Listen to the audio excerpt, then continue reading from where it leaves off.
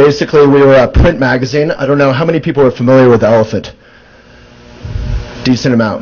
We're about 75% read by women who shop at Whole Foods, who drive a Lexus SUV to get there. So I understand not all of you have read it. Getting back to the beard issue. So we were a print magazine, national. We went national in Whole Foods, 100% independent. Everything was great. I bought a house at the peak of the bubble, and I was pretty genius. I was feeling pretty good. And then basically our problem was that once you're at 30,000 print circulation, you basically have maxed out what you can do distribution-wise from an eco-responsible way. The average magazine, once it's big, in Barnes & Noble and all that, sells about 3 out of 10 copies. If you put naked Jennifer Aniston on the cover or whatever, you sell 4 out of 10 at best.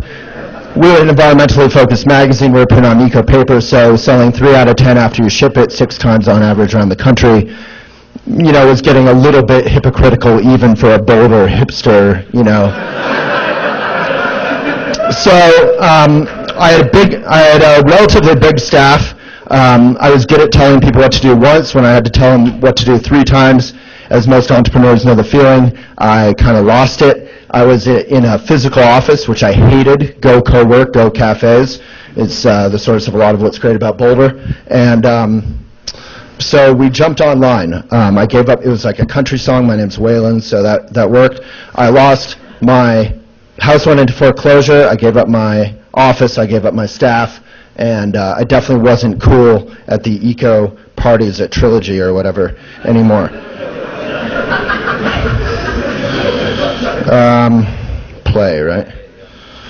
So this is who we are now, elephantjournal.com. I basically holed up in my foreclosed house for 4 years, got it out of foreclosure thanks to Twitter. I embarrassed Citibank into letting me pay again.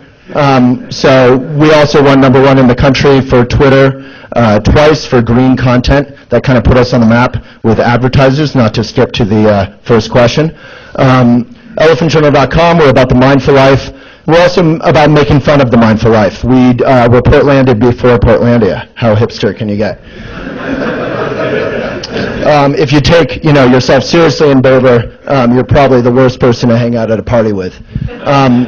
So we did 6 years. We just celebrated our 10th anniversary this summer, hosted by Congressman Polis, and many amazing people were there.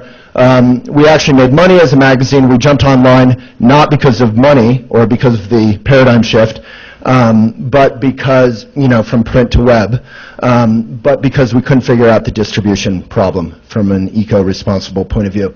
So that was the problem. We started over. There's some covers of the magazines. Most were done by local design firms. We're now at 1.3 million. I guess I can look at my laptop. It's same thing. 1.3 million readers a month. That's Google Analytics, not hype.